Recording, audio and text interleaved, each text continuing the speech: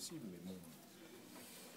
La dure réalité, c'est, comme il l'a dit Denis, on est tombé contre une belle équipe de Dijon, et puis nous, on pêche dans ce qu'on a l'habitude, quoi, hein, notamment en début de deuxième, où on a des solutions, on bute sur un très bon gardien, et on les met pas au fond, et derrière, on a dû prendre 7 ou 8 contre-attaques en début de deuxième, quoi. Et puis on lâche des ballons trop vite, on se précipite au shoot, c'est ce qui fait un petit peu la différence entre une équipe du tableau et notre situation aujourd'hui, quoi. Oui, c'est un match qu'on a déjà vu. Enfin, vous n'êtes pas loin, vous êtes pas mal. Ouais, on n'est pas loin, mais on n'est jamais, on n'est pas loin, mais on n'est jamais là, quoi. Donc on n'est pas loin, mais et puis surtout que bon, à la limite, hein, c'est ce que j'ai dit après Nancy, c'est ce que j'ai dit avant d'autres matchs, c'est ce que j'ai dit avant encore d'autres matchs. Si à la limite c'était des joueurs, des jeunes joueurs qui n'étaient pas en réussite ou qui perdaient les balles au bout de 2 passes, ou bon, à la limite, ce serait je pourrais le tolérer, quoi. Mais là, c'est quand même des joueurs cadres de l'équipe qui loupent des contre-attaques, je suis désolé. À un moment donné, il faut arrêter de pleurer et puis il faut se mettre la tête dedans pour les marquer, quoi. Même si le gardien a fait un bon match, oui, hein, attention, il faut être réaliste, hein, mais, parce que les solutions, on les a eues. Ouais, je pense qu'on n'a jamais été en mesure de les inquiéter. Je ne suis même pas si on revient à match nul en deuxième mi-temps.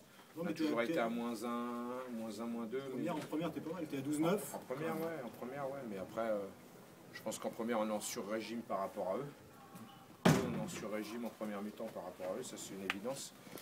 Donc, notamment Lucas qui a tenté des choses. Donc, non, après, Stojinovic est pas au même niveau en première et en deuxième. Hein. Ouais, bah oui. Maintenant, je trouve que nos tirs, c'est les tirs. C'est quand même chronique, hein. C'est pareil à Nancy, c'était pareil sur les matchs. C'est souvent ce qui nous arrive quand même, hein, au niveau. Ouais, c'est une physionomie qu'on a trop vue cette saison. Ouais, bah oui, parce qu'on n'est pas en capacité. Parce qu'on peut pas dire que les solutions, on les a eues globalement, même si. Après, il y a du tir à gardien de but qu'il faut assumer. Hein. Et puis personne n'a voulu assumer à un moment. Et puis bon, ce qu'il faut dire, c'est qu'il se projette vite sur le jeu. Sur la contre-attaque et le jeu de transition, parce que c'est quand même la force de Dijon, hein, c'est ce que j'avais dit ce matin à la vidéo. Donc, si on lâchait les ballons et qu'on loupait les tirs trop vite, ben, la sanction contre une équipe comme ça qui a joué à LNH, elle est immédiate. Hein. Et puis c'est ce qui s'est produit. Globalement, je sais pas, une dizaine de. Quoi. Sur la globalité du match, on a dû prendre au moins une douzaine de contre-attaques ou sur le jeu de transition. Quoi. Donc c'est beaucoup trop. Ou sur des pertes de balles ou sur des échecs au tir. Parce que c'est compliqué. Sans oublier que Dijon est très solide quand même. Hein. Dijon ne perd pas beaucoup de ballons. Ils sont une belle équipe, c'est bien huilé, c'est bon, vous savez, ça c'est une belle équipe, ça joue bien au ballon.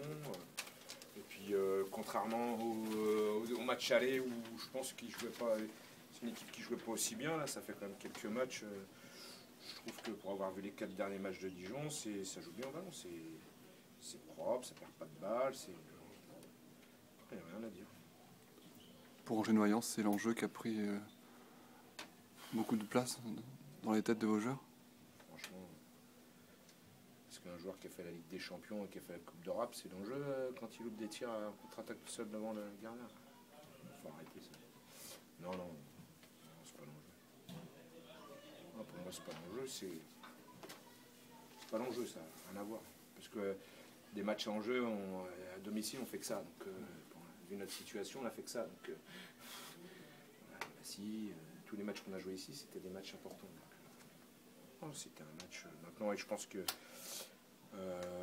au-delà de l'envie, on a quand même eu du mal à récupérer des ballons. On a des balles qui traînent, on ne jette pas par terre. C'est dommage, quoi. On n'a pas aidé, je pense, à Célia qui n'était pas en réussite aujourd'hui, notamment en première mi-temps sur Suti qui était bon. Donc voilà.